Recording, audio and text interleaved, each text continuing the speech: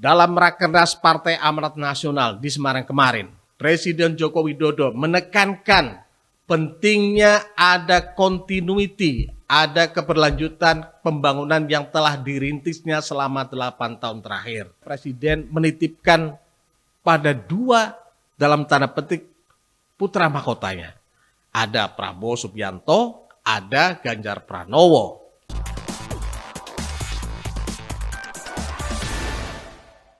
Assalamualaikum warahmatullahi wabarakatuh. Salam sejahtera buat kita semua. Saya Saihu Bahowi.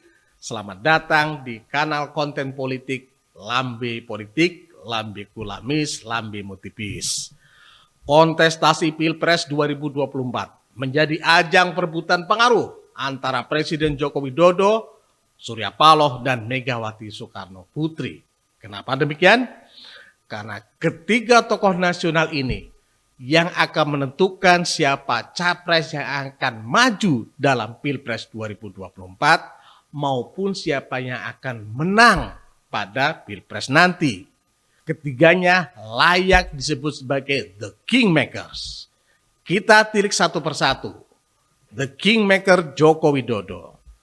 Dalam Rakernas Partai Amanat Nasional di Semarang kemarin, Presiden Joko Widodo menekankan pentingnya ada continuity, ada keberlanjutan pembangunan yang telah dirintisnya selama 8 tahun terakhir. Presiden berharap apa yang telah dirintisnya selama ini dilanjutkan oleh siapapun capres yang menang dalam Pilpres 2024. Jokowi menyebutkan misalnya dalam konteks pembangunan infrastruktur yang dulu lebih diidentikan dengan Jawa sentris, sekarang menjadi Indonesia sentris. Jokowi membangun Trans Sumatera, Trans Jawa, Trans Kalimantan, Trans Papua. Total jalan tol yang telah dibangun selama periode Pak Jokowi 8 tahun adalah 1.750 km yang sudah beroperasi. Ini data menurut dari Kementerian PUPR. Kemudian pelabuhan yang telah dibangun 18 pelabuhan baru, 128 pelabuhan dalam perbaikan sudah selesai. Kemudian bandara, Pak Jokowi telah membangun 16 bandara baru, 38 bandara berhasil diperbaiki. Bendungan, ada 12 bendungan telah selesai dan 27 bendungan ditargetkan akan selesai pada tahun 2024. Dengan segala infrastruktur yang telah dibangun ini, Pak Jokowi berharap apa yang belum bisa diselesaikan oleh periode Pak Jokowi sampai tahun 2024 mendatang bisa dilanjutkan oleh Presiden terpilih 2024-2029. Kebijakan Pak Jokowi yang lain adalah soal masalah industri hilirisasi. Kalau kita bicara industri hilirisasi di bidang pertambangan, Pak Jokowi telah mengibarkan bendera untuk menghentikan ekspor nikel pada tahun 2017. Pada saat itu ketika dihentikan ekspor nikel bahan mentah, ketika kemudian dikonversi menjadi barang setengah jadi, pada tahun 2021 ekspor nikel meningkat menjadi 450 triliun. Apakah kemudian ini tidak ada masalah? Ada masalah. Negara-negara Eropa boleh jadi mengibarkan bendera perang. Mereka kemudian menggugat ke Mahkamah Internasional. Pada tahun 2020 kita kalah. Tapi Pak Jokowi memberikan semangat bahwa kalah kita bisa banding lagi. Nanti kalau kalah banding lagi.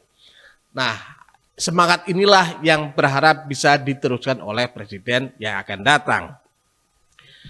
Dari dua hal inilah maka kemudian Presiden menitipkan pada dua, dalam tanda petik, putra mahkotanya. Ada Prabowo Subianto, ada Ganjar Pranowo. Ganjar Pranowo selama ini masih disandera oleh PDI Perjuangan. Prabowo Subianto secara gamblang Pak Jokowi telah memberikan endorser, bagaimana kemudian Prabowo juga ketemu dengan semua putra dari Pak Jokowi. ketemu Gibran, ketemu dengan siapa namanya, Bobi Nasution. Nah, ini salah satu bentuk endorser Pak Jokowi terhadap Prabowo. Nah, soal masalah putra mahkota ini, Pak Jokowi menggunakan manuver politiknya dengan menggunakan kendaraan Koalisi Indonesia Bersatu (KIB) dan Koalisi Indonesia Raya. Bagaimana selanjutnya? Memang petanya masih sangat mungkin berubah di tengah jalan. Nah, sekarang kita ke the kingmaker berikutnya, Megawati Soekarno Putri. Ketua Umum PDI Perjuangan ini telah mengantongi tiket, satu-satunya partai yang memiliki tiket untuk bisa maju dalam kontestasi Pilpres tanpa berkoalisi dengan partai lain. Nah, siapa yang ada di kantong Megawati ini memang masih misterius. Ada dua kandidat yang digadang-gadang, yaitu Ganjar Pranowo dan Puan Maharani. Boleh jadi karena memiliki utang politik pada tahun 2009, bahwa ada perjanjian batu tulis, maka Megawati akan menunaikan kewajibannya memenuhi kontrak politik dengan Pak Prabowo dengan mengajukan Prabowo Subianto Puan Maharani. Kalau misalnya ini mulus, bisa jadi PDIP akan berkoalisi dengan Gerindra. Tetapi kalau kemudian Megawati masih memegang komitmen bahwa elektabilitas adalah segala-galanya, maka Ganjar Pranowo lah yang akan diusung oleh PDI Perjuangan. Siapa pasangannya? Kemungkinan besar adalah Erick Thohir. Nah, apapun yang diumumkan oleh Megawati nanti pada dasarnya akan mendapatkan dukungan penuh dari Presiden Jokowi. Kenapa? Ya karena Presiden Jokowi juga kader dari PDI Perjuangan. Sekarang kita the kingmaker berikutnya, Surya Paloh. Ketua Umum Partai Nasdem ini terkenal dengan intinusi politiknya yang cukup tajam. Bagaimana ketika pada Pilpres 2014, nama Jokowi diusung pertama oleh Partai Nasdem. Sementara PDIP Perjuangan belum mengumumkan calonnya waktu itu. Dan akhirnya Pak Jokowi menang dalam kontestasi Pilpres 2014, berlanjut dalam Pilpres 2019. Artinya Pak Surya Paloh cukup jeli membaca tentang siapa capres yang diusungnya. Nah, sekarang kalau Pak Surya Paloh mengusung nama Anies Baswedan. Anies Baswedan jika diusulkan oleh PKS atau oleh P3, maka bukan sesuatu yang luar biasa. Tetapi karena yang mengusung adalah Partai Nasdem, maka jagat perpolitikan nasional begitu gempar. Maka kemudian peta koalisi juga akan berubah. Bagaimana kemudian istana juga merespon sampai-sampai ada muncul isu kerenggangan hubungan disharmoni antara Surya Paloh dengan Joko Widodo. Bahkan berhembus isu reshuffle yang sampai saat ini juga tidak kunjung direalisasikan. Apakah betul akan melakukan reshuffle atau enggak.